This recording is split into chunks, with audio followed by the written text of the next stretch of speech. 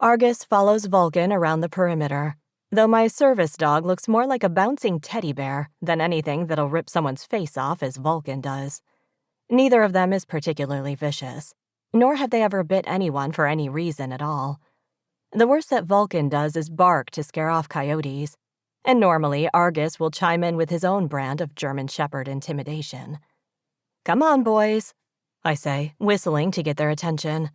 Argus pulls away, walking to the door and putting his nose against it to tell me he's more than ready to get back to our air-conditioned home. He's not a creature that's made for the outdoors, or strife, or hiking, or any adversity, really. Vulcan, however, stares off at the woods behind the cabin. His tail is stiff behind him, and he tilts his head to the side once more, like there's something back there that's caught his interest. I suck in a breath, fighting the urge to let my imagination wander. That's one thing I've had to work on since moving here. It's easy to see shapes in the dark and hear noises that aren't really there when there's no light to illuminate the woods around me, especially for someone like me, who already struggles with a real issue of panicking and paranoia. "What's wrong, Vulcan?" I snort, going to the side of the porch and leaning over the rail. There's no movement past the fire pit or the back of the house, just trees, trees, and more trees. Without any wind, it's completely still and uninteresting, and I refuse to see anything that isn't there. Sucking in a breath, I turn to look at my dog, who's looking at me now instead of the trees. "Come on," I urge, going to the door and opening it. "There's nothing there."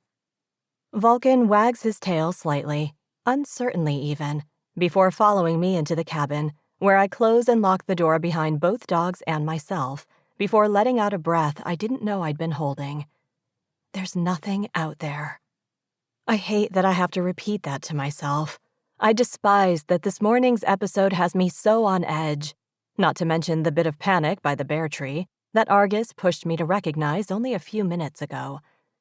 Instinctively, I flip on the lights, illuminating the main room of the cabin. To my left sits an open door to the bedroom that used to hold 2 full beds. Now my room is there, decorated much more to my taste than the rustic camping theme it used to have. In front of me, the bathroom door is open, and from inside, I hear the heater kick on. I don't have a tub, only a large shower, but frankly, the bathroom is perfect for me. To my right sits a large plush sofa, and across from it, a television on top of a glass stand.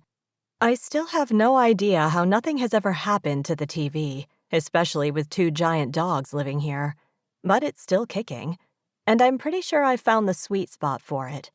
Therefore, I'm never going to move it or anything else in the room, not when it's so perfectly perfect in terms of stability, I hope.